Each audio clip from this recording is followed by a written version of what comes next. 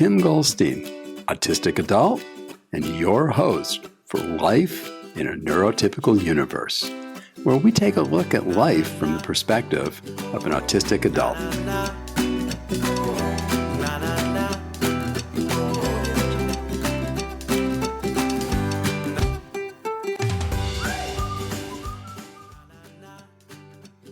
This is a very special and a very unique episode of Life in the Neurotypical Universe. What makes it special is it's been a year now since I've actually released an episode of Life in the Neurotypical Universe. There's been lots of things going on in my life.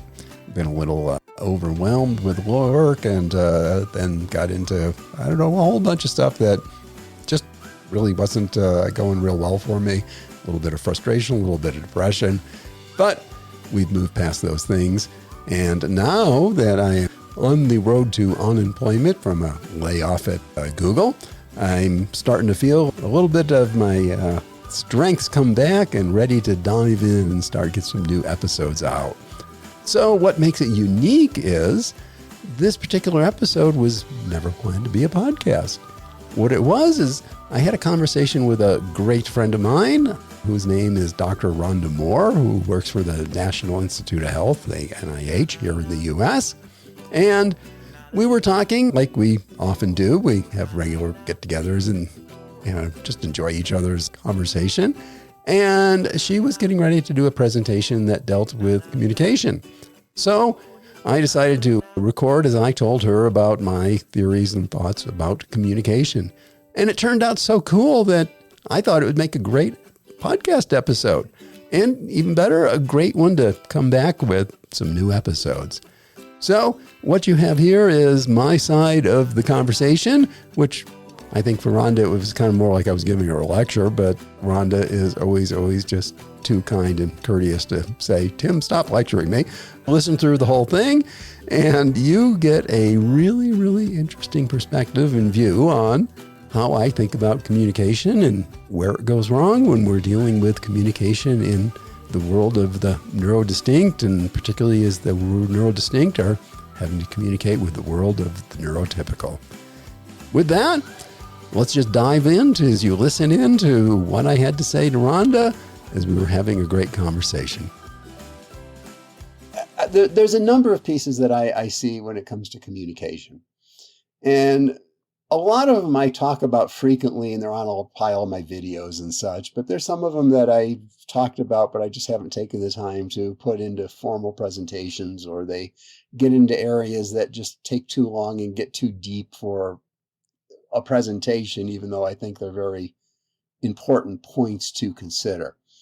To start with, I generally start out by saying, before I was diagnosed as being autistic, my working concept was the world was stupid. Period. That's it. The world was stupid. Well, it's not a good working concept, trust me, but it did fit the facts. If I could see something and understand something, and I did my best job trying to explain it and they couldn't get it, what's the assumption when you don't know that you have any reason that you're different than they are? Right? You just assume they're lacking in capacity. But that was not like I say, it is not a good working concept, but it was the working concept I was using. So once I got diagnosed, I dove into autism as being my special interest, which many of us tend to do once we're diagnosed. It's like, oh, what is this thing now? Let me understand, because from what I've heard, it really does make sense. Now let me understand more about it. And what I came to the conclusion was, it's not that the world is stupid. There's stupid people in the world. I mean, we all have to admit there's, but that's not most people. Most people aren't stupid people. But it was very ineffective communication was the problem. And when I finally really started understanding it, it was as if we took somebody from Japan and somebody from America, and we told them to have a conversation about something, but neither one knew anything about the other person's language. I refer to it as an impedance mismatch, which comes more out of electronics, but it's the concept of the connection on one side is not at the right level to match the connection on the other side. Not that either connection is the right side, it's just that they're not at a level where the two translate to each other, and that's an impedance mismatch. But it is actually far simpler than I think a lot of people make it out to be. And there's a number of facets to it also. So we'll start with the simple part. I use very frequently the term beach. And I just say, think of a beach. And I have a picture of a couple beaches up on the screen. That's it. And I say, think about a beach. And then I just ask them, give me an idea. What comes to your mind when you think of a beach? And the vast majority of people, and when I say vast majority, I mean like almost all people, name something that is blue water, palm trees, tropical, light breeze, nice vacation kind of breeze. Well, the other beach that I have up there, and they're both kind of comical. You've seen my graphics. I use very comically kind of graphics because this is a serious subject doesn't mean we have to act like somebody just died yesterday. Let's bring a little humor and lightness to a subject that needs to be discussed. And I grew up in upstate New York. In upstate New York, as in the entryway to the Adirondacks, Canada was closer than New York City. So when I say upstate New York, I mean like way upstate New York, right? Very rural, grew up on a farm, and the city we call it a city at the time. It was, 50, 80,000 people or something. I mean, it's gotten bigger, but very small city. Was referred to as the gateway to the Adirondacks because the only main highway that went up into the Adirondacks area went through the city. And as a Boy Scout, I went and did a lot of camping in the Adirondacks, and I did a lot of canoeing. It's got some of the best canoe waters in the U.S. There's always big debates whether Minnesota and the boundary waters or the upstate New York and the chain lakes and such are better canoe waters. So we won't get into the argument. It's one of the two best canoe waters in the U.S. And I did a lot of canoeing. And I remember one time going canoe camping, and staying on this little island that had a circular beach around it. And it took about 8 minutes to walk all the way around. So we're not talking a very big island or a very big beach. But it had pine trees on the island, and it was sitting in fresh water, and it was surrounded by forests and mountains. Okay, that's very valid as a beach also, right? I mean, it meets the definition of beach. If we look up beach, definition of beach is interface between water and land, often involving sand. That's basically the definition across a number of dictionaries. So they both meet the definition of being a beach. And if we were at work and it's Friday and I tell you I'm going to go to the beach for the weekend, and you tell me, well, take some sunscreen and make sure you don't go drowned in the water, it would be probably good advice regardless of what beach I'm going to where. Doesn't matter, right? I mean, it's just generally good, when you're near the water, the sunlight reflects up, you get burned a lot easier. And I mean, water safety is probably an important thing to always consider no matter whenever you're around water. So that's fine. I mean, at that point, in that level of communication, it doesn't matter that the term beach to you means something totally different than the term beach to me, because for the interaction, either one was fine and the advice was generic across any type of beach you go to. But now, if we're on a project, then we have to do something dealing with beach. Whatever it is, we got to build a lemonade stand, we have to set up a data collection unit. I mean, it doesn't matter. Whatever it is, we got to do something together that's dealing with the beach. It's probably important to figure out that my beach is sitting somewhere that has absolutely no resources going to it in the middle of a freshwater lake surrounded by mountains and pine trees. And your beach is tropical, could have a major resort sitting right behind you that has every amenity in the world. Those would be important things to know if we want to do something at this beach. What is the resources that are available? Well, so now we have to get past the word beach. But most people, when they say beach, the assumption is You have the same picture of a beach as I have because a beach is just such a basic concept. Sure.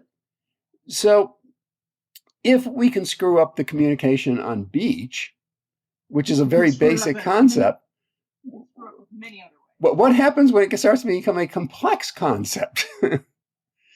And we don't go through and we don't validate the fact of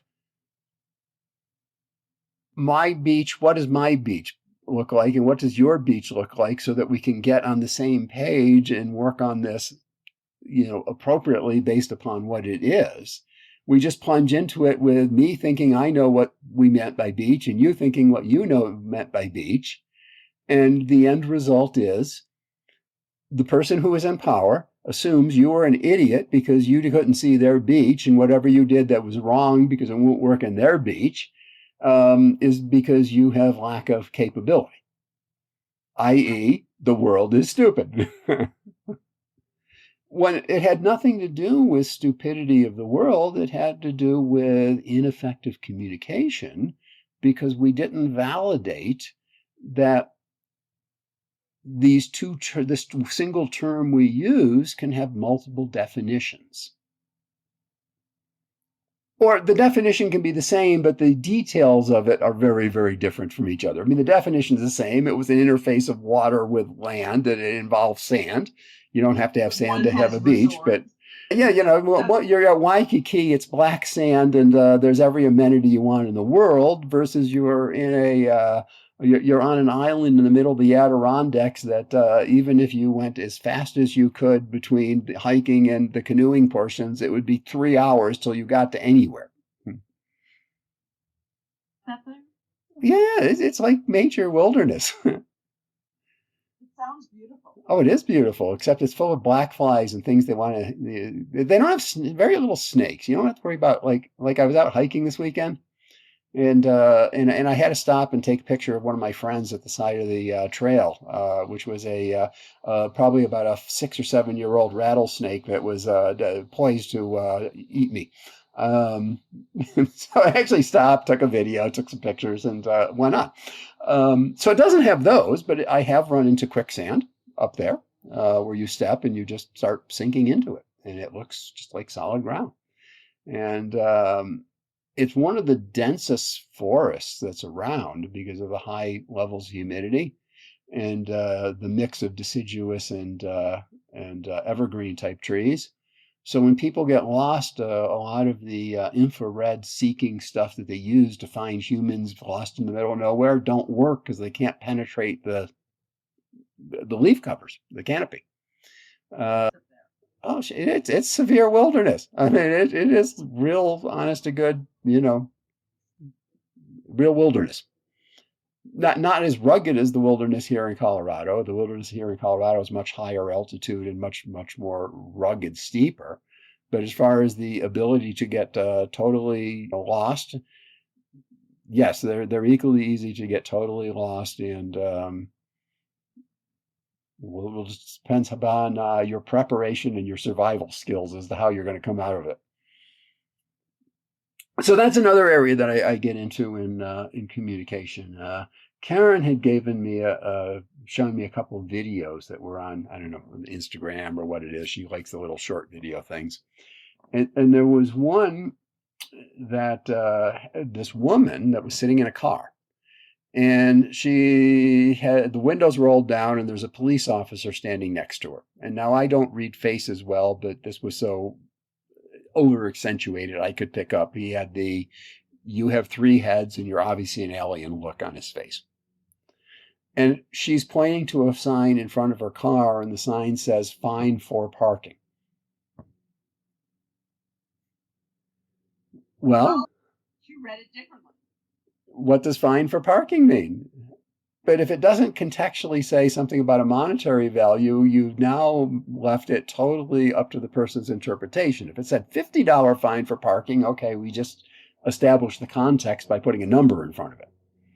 But if the sign just says fine for parking, and of course the officer, being in law enforcement, is thinking this person has 3 heads because they're pointing to the sign saying, but it says it's fine for parking, meaning like, not only okay, it's beyond, I mean, fine is like a step beyond okay. It's like, that's a good thing to do. And the officer is thinking, of course, you're going to get a fine if you park here. So what you're like absolutely crazy trying to say that sign is the reason you're parking here. Because he already has preconceived in his head fine as in violation. So there's another very easy example showing of what seems like it should be very simple communication that is totally ambiguous without the context defining it. And if I just come in with my context based upon my background and upbringing and all of those things, so the intersectionality is where this is coming in now. So depending upon what your upbringing and experience is, how you're going to interpret it, and each person is going to be 1,000% sure that their interpretation is correct because they are right. It is correct. So it's not that one of them misunderstood the word. They both had 1,000% correct interpretations. So another one along that lines, so these are the two easy ones. This is another one Karen showed me. Was there's a sign that says green cars only. Okay, so parking, green cars only. Well, parked in front of this sign that says parking, green cars only was like a 1968 Barracuda with the rear end jacked up, headers coming out of it, 4-barrel carb sticking up through the hood, and it was a green colored car. Well, green cars only. Well, green is really kind of a slang term for meaning environmental. So the person who parked the rip-roaring 70s muscle car that got half a mile to the gallon was probably technically more correct because their car actually was green, as opposed to saying green meaning it was an EV or a hybrid or something. Yeah, potentially small car. I personally would say if you're going to say green, we're probably meaning more to the extreme end of EV or hybrid, but small car could certainly classify too. So just another case where that seems like it should be so simple to understand, but if we were to go to take somebody that's in the backwoods of, let's say, North Carolina that just got wiped out, how many of them, when you said a green car, are going to probably think about a Tesla or, fill in the blank of whatever? A Prius. Yeah. Chances are, no. They're going to think about the green, colored whatever car. Because in those communities, the environmentalism is a completely different view of environmentalism. I mean, they've lived from the land and off the land, so environmentalism to them is very different than global environmentalism. The last one I give as an example, and this one's a little more complex, but it is, again, a very real-world scenario because it is a real-world scenario. So I was down in Austin, not Houston. They're close to each other, but I was in Austin at a conference. And I was staying at a residence inn.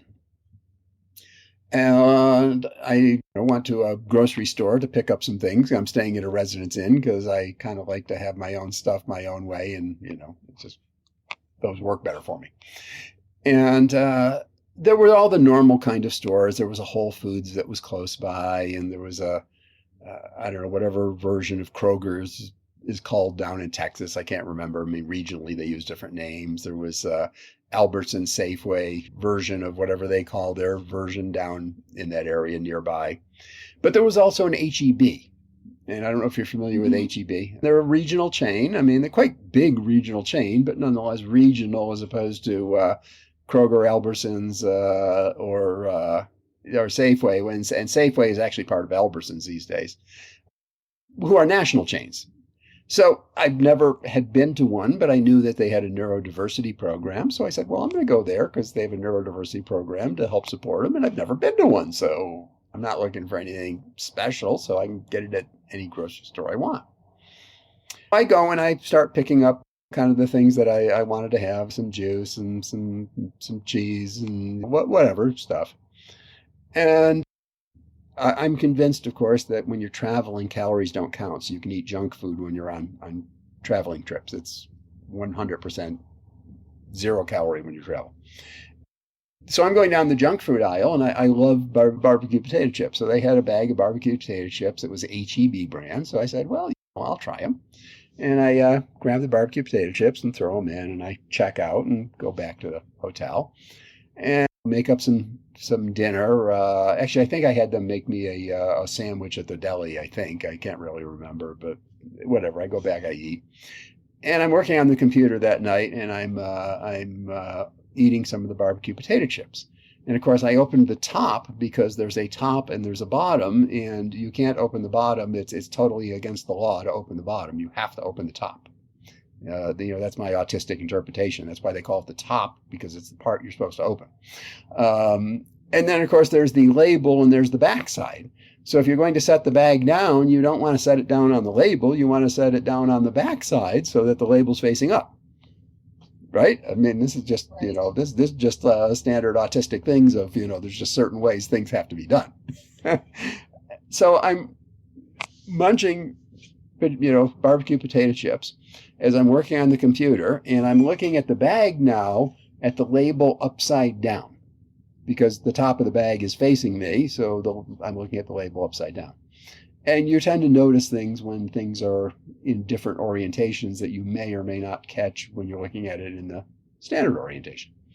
So it says at the top HEB, underneath it says barbecue potato chips or barbecue flavor potato chips, I think is to be technically correct. And then it has a box in slightly smaller letters, but it's inside of a box, and it says no certified artificial colors. And I read that and I just burst out laughing.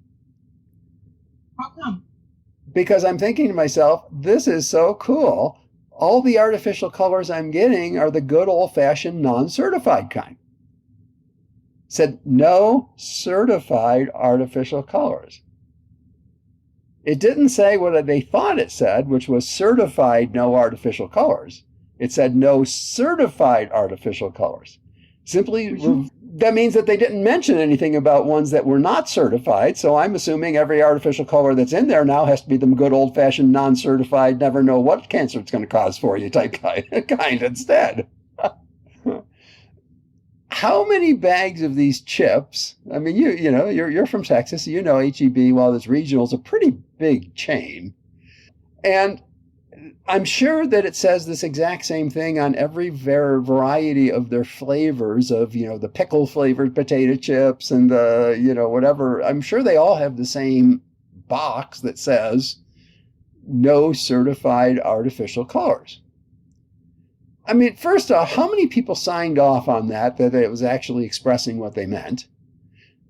How many shoppers have bought how many hundreds of thousands of bags of these things, assuming it's telling them that there's no artificial colors, when what it's actually saying is, we just don't use any certified artificial colors, which is not what I think that they actually intended. I think they actually intended to say certified no artificial colors, not no certified artificial colors. So you can see the complexity of communication is, even if we have all the right words, and in this case we had all the right words, but just by switching the order, it means a completely different thing, but most people will take it based upon the assumption of what it means, and the assumption is going to be, oh, they're saying there's no artificial things in this. Which is not what it's saying, and I don't think that they were trying to be mischievous or deceiving. I think they just plain fucked up, to be honest with you, and nobody at all caught the fact that it didn't say what they actually thought it was saying. I don't think there are any artificial colors in it whatsoever. But that's not what it says. They weren't bad. I mean, they were, come on, if barbecue anything in Texas actually sells, it's got to be at least halfway decent. That's true. It's not like getting barbecue up in upstate New York, where the idea of barbecue up there is definitely not the idea of barbecue in the South, by any means. Yeah, barbecue tends to be, as you go further north, barbecue, well, a little different as you go north and then west because we have so much influence from the Mexican culture. So you tend to get a lot more heat and flavor and such in them. But northeast, barbecue tends to be this, it's a little bit bolder than ketchup, but it's not particularly real, like, I want some barbecue that grabs me with some flavor, Hey, let me see if I can find, I got one other thing I'll tell you about communication. So I don't know if those helped you any, but just pointing out those little things that when you point them out to people, it becomes very obvious that, wow, this communication shit's really a lot more complicated than we thought it was. But let me see if I can find a slide here.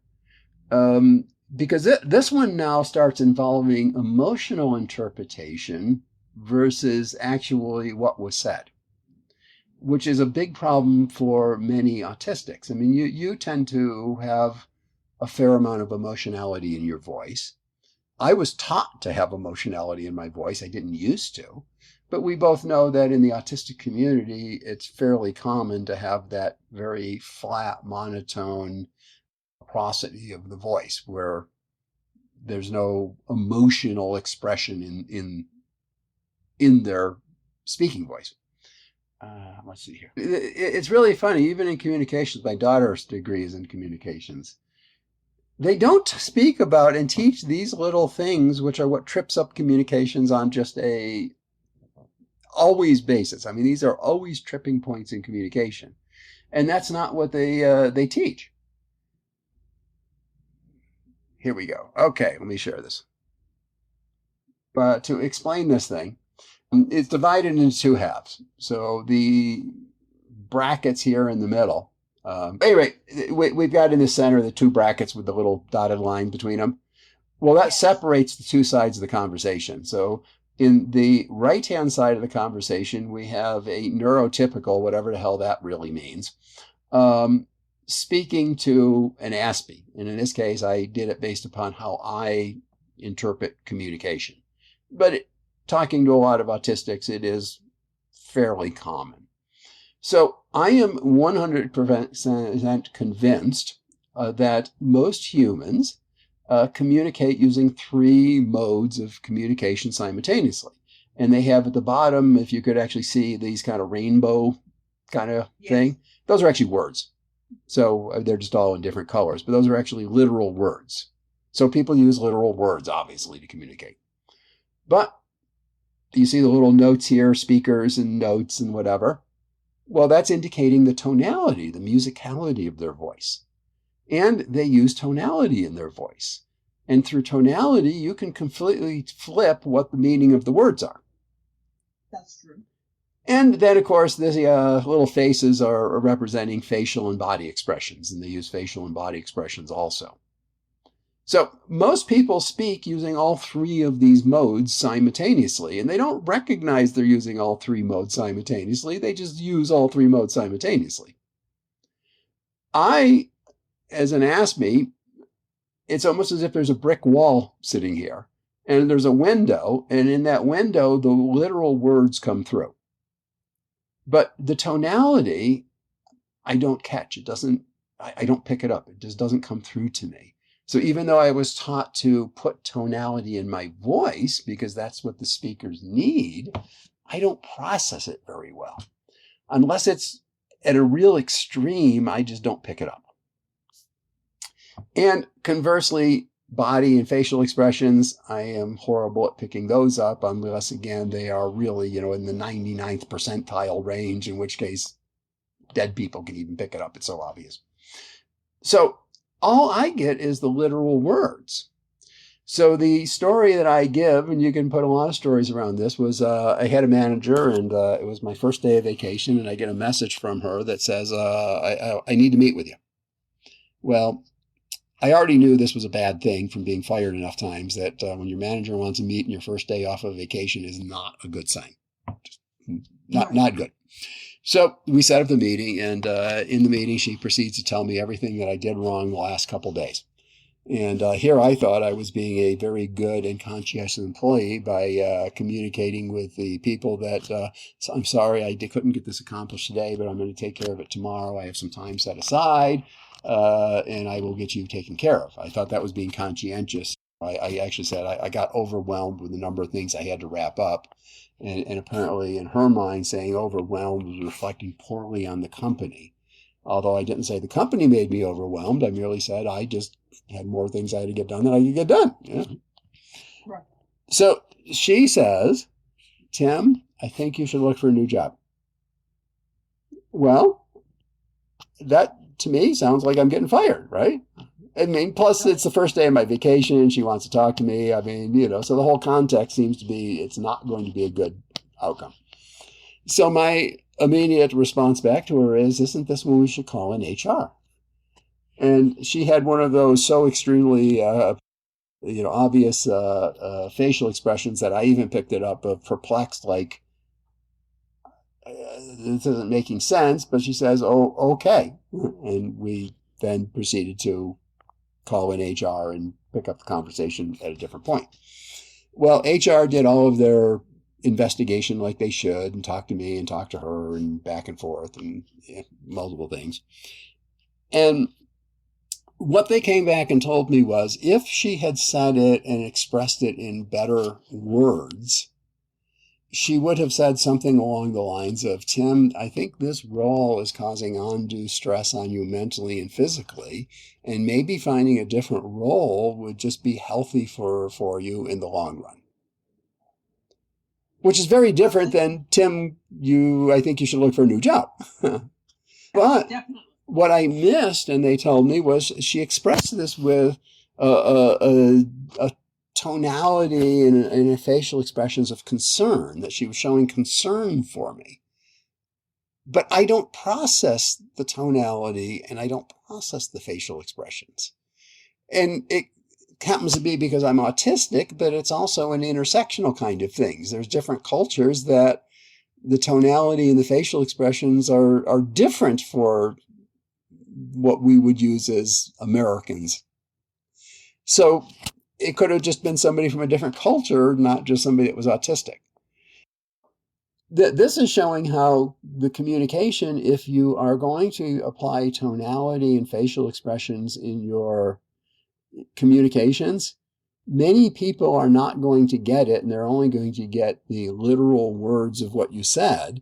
And if your tonality and facial expression was modifying that, in an extreme case would be you went to a meeting, and the meeting was the worst meeting you've ever been to in your life.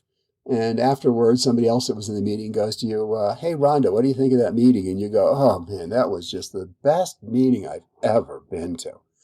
Obviously, the tonality and the facial expressions and such is saying this was the biggest waste of my time I've ever had in my life. But many people will not process it, and particularly that is a very cultural. Sarcasm is a very cultural thing. So that's one way that communication goes wrong. I got the totally wrong impression because I didn't pick up two of the modes, and she was putting most of her meaning in those two modes, not in the mode that I was receiving. Flip over to the other side. Here I am speaking, and this was before I was taught to put emotional sounds into my voice. So I spoke like your stereotypical autistic, and I went really, really fast, and all the words were exactly the same length, and they were all exactly on the same note, and they were all exactly the same pitch, and I was really, really boring to listen to. And Karen will tell you that I also spoke at a higher octave, and I had a real edge on my voice, so it was like kind of grating on you even better to make it even more fun. So here I am saying something to a neurotypical, and I am just using the literal words. Well, the neurotypical, and actually this should be expanded because it's not just the neurotypical, it's a much broader cross-section. There's many neurodistinct individuals that don't have this challenge with language, so it's not just neurotypicals, but for ease of explanation, I just say neurotypical. they are expressing three channels of communication because they use three channels. They're expecting tonality to be in there to help inform how to interpret the words, and they're expecting facial expressions to be in there to know how to help interpret the vocabulary. I am giving pure literal words like you were reading it out of a book, and there is no cues or hints coming along in my facial expressions or in my tonality. So what do? They manufacture the tonality and say, oh, somebody who talks like that with a monotone and a very even, steady pace and no ups and no downs, that's disengaged. They're bored. They're not very interested. They really don't want to be there. They're not very connected. So they're manufacturing the meaning for me that was not in my meaning whatsoever. And again, if I don't have problems with eye contact, but what if I have problems with eye contact? So my facial expressions and such is I'm not making that connection with them. I'm looking down at my toes while I'm talking. Well, I just reinforced what they're going to interpret, that I am just not into being there. And a matter of fact, I would rather be doing almost anything than talking to this idiot that I'm talking to at the moment. So now they are going to interpret what I said in a totally incorrect manner because they've applied these emotional elements to it first, and then they process it based upon the emotional elements. They created them for me. So in the absence of them, they created what the emotional elements they thought I was putting in, which truly were not even there. So that is the three channels of communication problem of you can communicate things you don't mean, and people can interpret ways that you don't think. And then the last part, and then actually, unfortunately, I have to go because I have another meeting. But the last piece is, I think that there's a couple of ways I approach it. I think that emotions are instinct speaking. So when you think about it, people's emotions, I think, most people don't think about instincts in humans, but I'm convinced humans have instincts. And I think the way that instincts speak in humans, it comes through the emotional channel. And you get something's wrong, I panicked, fear, I better be careful. I mean, that's an emotional signal that you're being told that instinctually was probably built into us to keep us safe. Now, as autistics, we tend not to have the connection to that. So I think emotions are instinct speaking. If that is true, and I'm convinced it is, and there is enough science studies to show that emotional interpretation happens before logical interpretation happens, which would make sense, because if it is instinct is cooked into us at the base level. It's going to happen before the cognitive processes kick in. So we're all going to have the coloration of the instinct telling us how we should look at this and interpret this. So if you are communicating in a manner that trips up an instinctual norm, and one of the instinctual norms is that if I'm speaking with you, I should be looking at you and engaging with you, and we should be having... Well, if I violate that instinctual norm, the instinct is this person is a little shady and not necessarily trustable.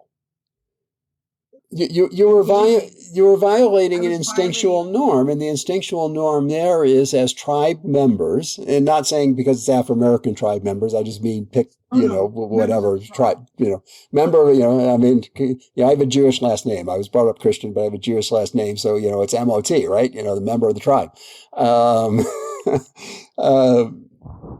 You were violating the tribal norm, though, of we acknowledge members of the tribe because we have to stick together as the tribe. So we need to acknowledge that we do have this cohesion together as a tribe.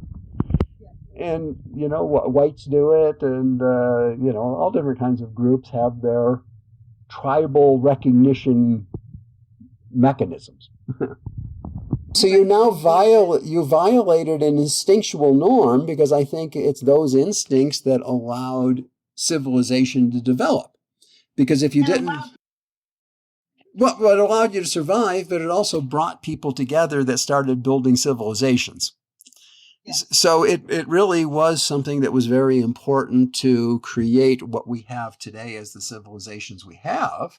But it's also important that we have some people that aren't fully locked into that, because what if we didn't have the traders, and I don't mean traders like turncoats, they did the wrong thing, traders as in merchants, that went from village and town and city and political entity to political entity, that went from the Arab world into the African world, into the Asian world, and spread the culture around.